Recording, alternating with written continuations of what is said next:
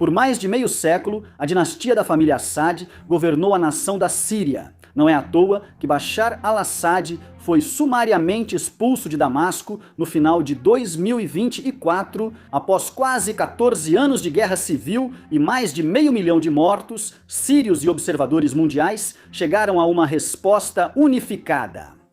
Já vai tarde. Hoje, Assad se refugiou em Moscou e seus aliados se espalharam pelo mundo. Apesar dos problemas do novo governo de transição da Síria, viver sob ele ainda é bem melhor do que no antigo regime. Mas a derrota do governo Assad não significa que a família Assad e seus aliados desistiram. Em toda a Síria, pós-guerra, e por uma rede internacional secreta, membros influentes do antigo regime planejam retornar. Seus líderes têm grande riqueza oculta. Seus seguidores fiéis se esconderam em refúgios nas montanhas e ministérios do governo, e suas ambições para a Síria permaneceram as mesmas. Todas as habilidades de inteligência e infiltração e as ferramentas de violência e repressão do antigo regime ainda estão à disposição deles. E as pessoas que sobreviveram à queda da dinastia Assad se tornaram fantasmas, observando e esperando pela chance de tomar o poder. Infelizmente para eles, há um problema fundamental. Por mais difícil que tenha sido preservar e proteger a dinastia Assad, é ainda mais difícil trazer o regime de volta dos mortos. Antes de continuarmos, uma mensagem do patrocinador Raycon. Lembrete, a academia está cheia, o Super Bowl passou e as Olimpíadas de Inverno estão acontecendo. De repente, todos se interessam por fitness, o que costuma indicar a hora de trocar algum equipamento. Este vídeo tem patrocínio da Raycon. Tenho usado os fones de ouvido Essential Open deles praticamente todos os dias na academia, em caminhadas, até mesmo em casa, enquanto ouço podcasts ou atendo ligações. O que é fantástico neles? Eles têm um design aberto, ficam apenas do lado de fora do canal auditivo. Assim, você pode ouvir sua música claramente e ainda ficar atento ao que está acontecendo ao seu redor. Seja pessoas na academia, o trânsito, especialmente em uma cidade, ou alguém tentando chamar minha atenção. Fones comuns bloqueiam tudo, esses não, e isso faz muita diferença. São leves. O gancho giratório permanece fixo e a conexão multiponto permite alternar entre celular e laptop sem reconectar sempre. A bateria é excelente. Você tem 8 horas de uso por carga e até 36 horas com estojo. A Raycon já possui mais de 3 milhões de clientes. A qualidade do som se compara a marcas caras, com garantia de 30 dias. Os fones abertos, essencial, te ajudam. Vá e conquiste. Clique no link na descrição ou acesse buyraycon.com/warfronts para garantir 15% de desconto durante a promoção Go for Gold. Obrigado a Raycon pelo patrocínio. Se você comprar um par, apoia o canal também. Muito obrigado. Agora, vamos ao episódio de hoje. A ameaça assadista. Em geral, nas ditaduras modernas, o poder vira um negócio familiar. A família Kim comanda a Coreia do Norte há 3 gerações, com a jovem Kim Joo-ae, pronta para herdar o legado de seu pai um dia. Turcomenistão e Nicarágua, 2 dos regimes mais repressivos do mundo, são governados por dinastias familiares há gerações, e a repressiva Eritreia parece pronta para se juntar a eles. No mundo islâmico, a família Bin Salman, na Arábia Saudita, a família Bin Zayed, nos Emirados, e a família Aliyev, no Azerbaijão, ficaram incrivelmente ricas, liderando petroestados. Enquanto na África, ditadores como Museveni, Deby e Obiang já passaram o poder aos filhos, ou planejam fazê-lo em breve. Mas o interessante sobre as dinastias familiares modernas é que elas conseguem esconder a base de apoio muito maior que permite que funcionem. Sempre que Kim Jong-un faz um grande discurso ao público norte-coreano, está cercado por dezenas ou centenas de pessoas de terno ou uniformes militares. Todos funcionários sem nome e sem rosto, que a maioria dos observadores globais não se importa em identificar. Afinal, é Kim Jong-un no púlpito e Kim Jong-un no controle absoluto da nação. É fácil ver todos ao redor dele como simples engrenagens na máquina. Podem ser ministros ou generais, mas estão lá apenas para obedecer a Kim. Na verdade, a situação não é tão simples. Sim, essas pessoas provavelmente são desagradáveis e arrogantes e não têm poder real além do que Kim permite. Mas elas são muito importantes para o regime, mesmo assim, seja na Coreia do Norte, na Síria ou em praticamente qualquer outro lugar. Ditaduras comandadas por famílias são cercadas por elites nacionais muito ricas e geralmente muito corruptas. Esses líderes de elite mantêm suas bases de poder, eles supervisionam as inúmeras alavancas do poder estatal que o ditador não tem tempo de acompanhar. E eles competem entre si incansavelmente para conseguir uma fatia maior do bolo. Então, quando um regime cai, como aconteceu com o regime de Assad na Síria em 2024, não é só a família nuclear de Bashar al-Assad que fica sem emprego. Toda a infraestrutura humana do regime cai com ele. Ministros, burocratas, chefes militares, generais e líderes dos aparatos de inteligência e segurança. E aqueles que defendiam e ampliavam os interesses comerciais do regime, muitas vezes sem cargos oficiais. Todas essas pessoas passaram décadas enriquecendo juntas, explorando toda uma nação e extraindo seus recursos e seu povo. E quando o regime finalmente desmorona, todas essas pessoas se dispersam de uma vez, cada uma com um interesse próprio em não ser pega. Enquanto fogem, ajudam a sumir com o dinheiro dos cofres do Estado e enchem malas de dinheiro em moedas estrangeiras. Contrabandeiam joias, pinturas, artefatos e outros bens valiosos, escondem armas, depósitos secretos, queimam ou roubam documentos sensíveis e fazem listas de inimigos, que receberão sua retaliação nos anos que virão. Os que não deixam o país se escondem, geralmente oficiais militares de nível médio ou agentes de inteligência que ainda controlam redes. Eles somem com seus subordinados. Eles permanecem discretos e esperam oportunidades ou ordens de antigos superiores para o futuro. Enquanto isso, os líderes vão fugir para o exílio, talvez Moscou, Paris, Londres, Dubai ou Riad.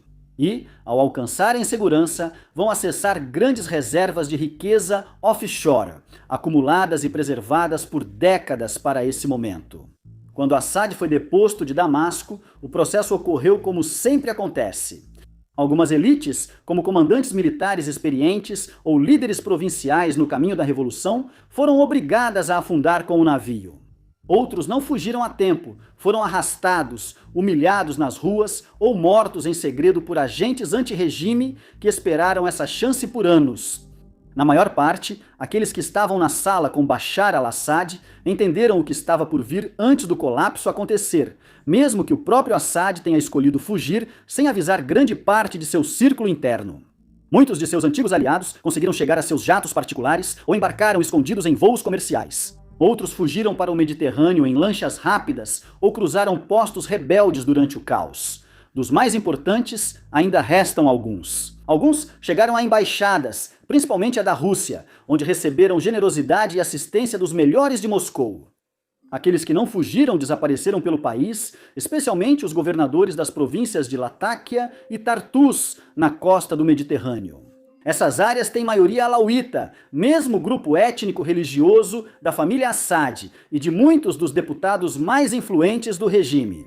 Nesses locais da Síria, onde o sentimento anti-regime era menor, soldados e agentes de inteligência conseguiam se misturar à população e aguardar para se reativar. Nas primeiras semanas da Síria pós-Assad, a ameaça de violência das facções leais a Assad era conhecida, mas em grande parte abstrata. Afinal, os assadistas estariam com o rabo entre as pernas e precisariam de tempo para reconstituir suas forças ou começar a coordenar uma resistência nacional. Na realidade, porém, não levaria 3 meses para os assadistas começarem a tramar seus planos. Em 6 de março de 2025, na vila de Jabla, província de Latáquia, grupos leais ao regime emboscaram combatentes do novo governo de transição em Damasco. Primeiro em Jabla, depois em cidades, vilarejos e rodovias próximas. Forças pró-Assad mataram dezenas de combatentes, incluindo membros do Serviço Geral de Segurança da Síria e milícias aliadas à nova liderança. Relatos posteriores apontam que líderes assadistas no exterior negaram envolvimento nesse levante. Apesar disso, nosso War Fronts não recomenda confiar apenas na palavra deles. Os rebeldes pró-regime no local não estavam tentando assumir o controle da região. Em vez disso, eles estavam tentando causar um tipo muito específico de caos e confusão e conseguiram alcançar o resultado pretendido. Essas forças assadistas apostaram que, se essas forças de segurança sírias, endurecidas pela batalha, muitas vezes ideologicamente extremas e perpetuamente nervosas, fossem atacadas por homens armados rebeldes, organizados nas mesmas áreas, de maioria alauíta, que haviam sido redutos do regime por décadas, então essas forças de segurança sírias presumiriam o pior. No fim, foi isso que ocorreu. Forças de combate de toda a Síria, leais ao governo de transição, invadiram Latáquia em grande número. Os assadistas aceleraram a situação ao emboscar um comboio militar, matando mais alguns soldados, enquanto seus líderes anunciavam o Conselho Militar para a libertação da Síria. Liderado por um ex-general de brigada, conhecido tanto por seus laços estreitos com Assad, quanto por suas profundas conexões com o Irã. Os assadistas agiam cientes de que os combatentes responderiam com força esmagadora contra a população alauíta. Mas esse era o objetivo.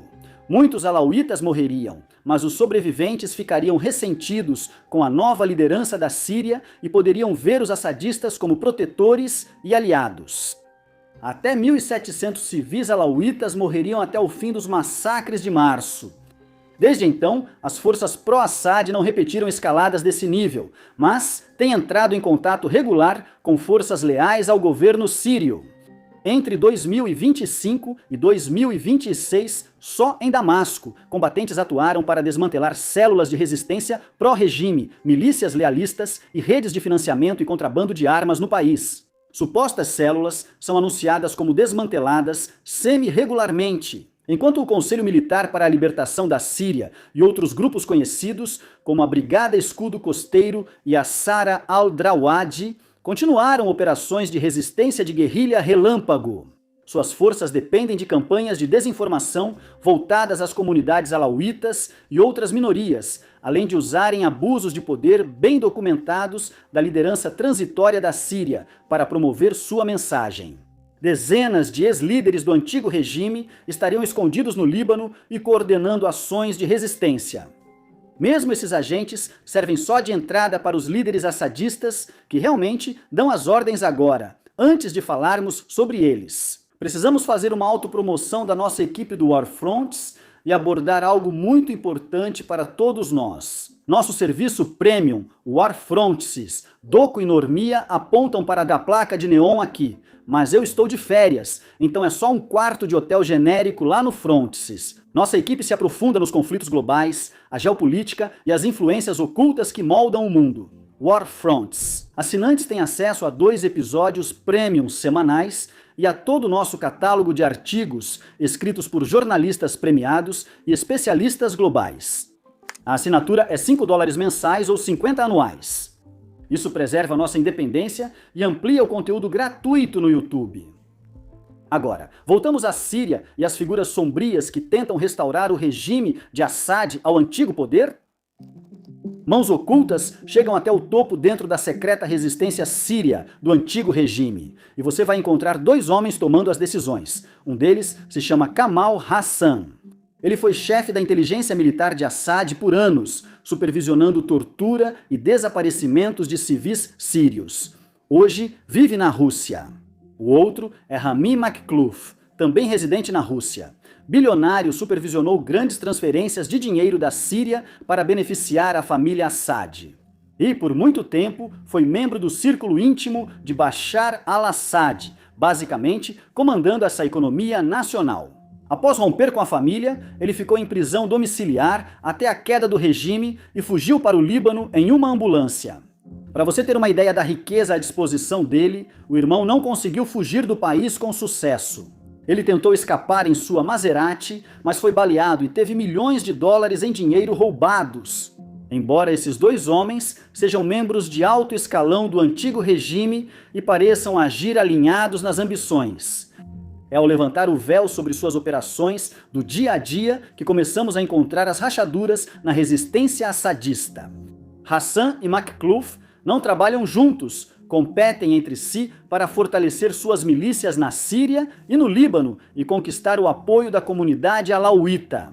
E, talvez o mais importante, tentando garantir o controle de uma rede de 14 postos de comando subterrâneos que o regime construiu em seus últimos anos no poder. Segundo um longo relatório da Reuters publicado em dezembro de 2025, Hassan e Makhlouf são os dois principais protagonistas no que se tornou uma competição bastante acirrada, já que várias facções tentam garantir a maior parte do apoio de cerca de 50 mil combatentes leais. Segundo o relatório, Hassan e Makhlouf estão muito envolvidos pessoalmente no trabalho, mas não de forma produtiva. Citando o relatório, Hassan se enfurece com a perda de sua influência e descreve visões grandiosas de como ele governaria a Síria costeira. Makhlouf agora se apresenta em conversas e mensagens como uma figura messiânica que retornará ao poder após iniciar uma batalha final apocalíptica. Fim da citação, como descreve esse mesmo relatório da Reuters. Os dois homens se desprezam. Ambos os homens, armados com dinheiro, combatentes leais e delírios de grandeza, estão competindo pelo favor da própria família Assad. Mas é aqui que encontramos um segundo problema. De acordo com vários relatos de pessoas de dentro de Moscou, e especialmente um relatório do The Guardian, que também saiu em dezembro de 2025, Bashar al-Assad não quer nenhuma participação nessa nova resistência. Fontes do The Guardian afirmam que a família Assad continua rica e mora em condomínio de luxo em Moscou, mas o patriarca está sob forte vigilância de supervisores russos que o impedem de contatar autoridades de alto escalão de seu antigo regime.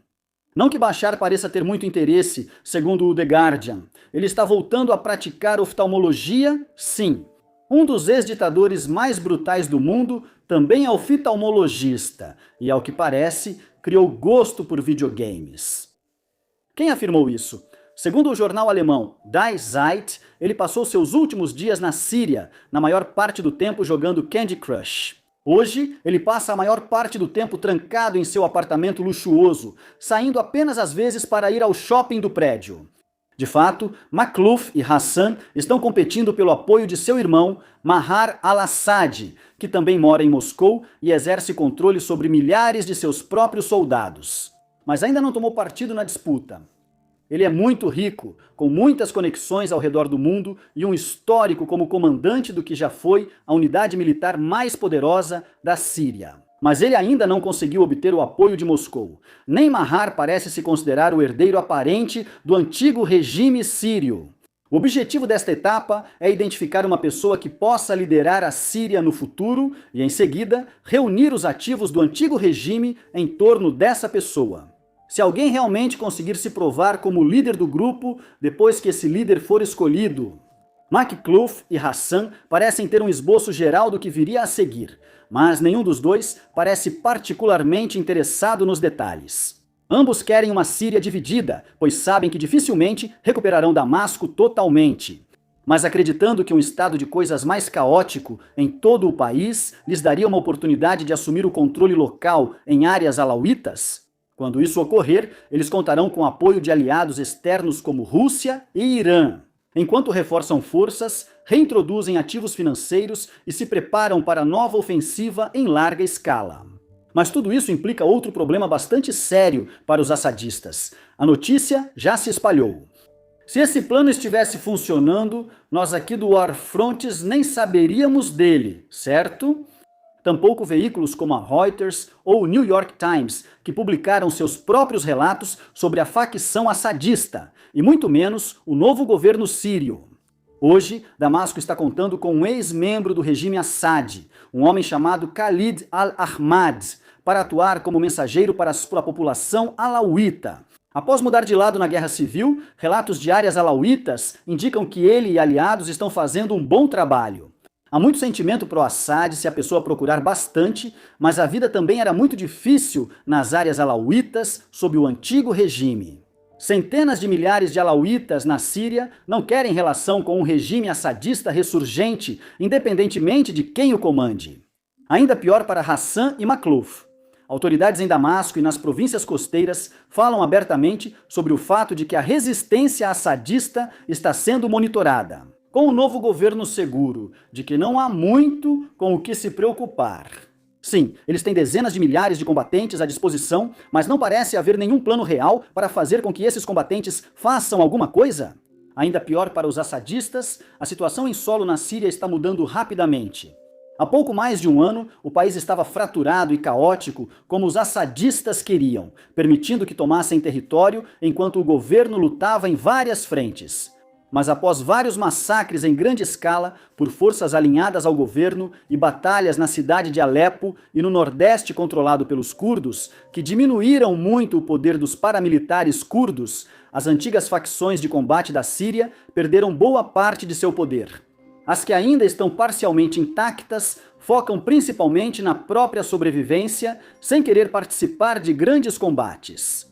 Em muitas partes do país, a recuperação econômica e a reconstrução já estão bem avançadas. E embora muitos sírios ainda desconfiem da nova liderança em Damasco, eles não desconfiam a ponto de não estarem dispostos a dar uma chance ao novo governo.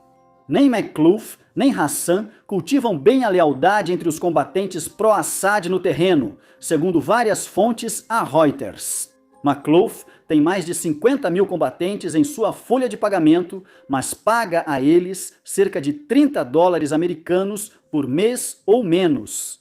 Hassan, por sua vez, conta com apenas 12 mil combatentes e foi exposto ao tentar criar uma instituição de caridade como fachada para sua força. Supostamente para apoiar os alauítas, que pouco receberam ajuda. Com o fracasso dos sírios em se organizar, autoridades russas têm se reunido cada vez menos com eles. Agora que Moscou já tem relação de trabalho com o governo de transição sírio. Hassan até tentou fazer lobby junto ao governo dos Estados Unidos, segundo o The New York Times, mas não conseguiu ganhar nenhuma força real em Washington.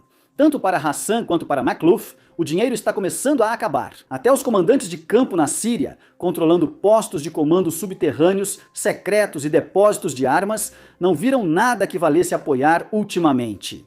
Até o momento, parece que a rede de Rami McClough, em particular, está começando a se desfazer. Aliados próximos de Makhlouf no Líbano, incluindo seu suposto principal operador financeiro, estão sendo detidos e investigados. Com sua mensagem à população alauíta enfraquecida, o líder religioso Sheikh Ghazal tem assumido o papel mais ativo na defesa do federalismo pacífico, apesar dos excessos de Damasco. Ele passou a ser uma opção mais aceitável para alauítas que querem se opor firmemente ao novo governo, mas não desejam retornar à guerra total. A facção de Hassan também não vai muito bem, com a segurança parecendo se estabilizar nas regiões alauítas. Pelo menos em comparação com 2025 fontes locais, sugerem que simplesmente não há mais interesse pelo tipo de resistência em grande escala que qualquer um dos dois está prometendo.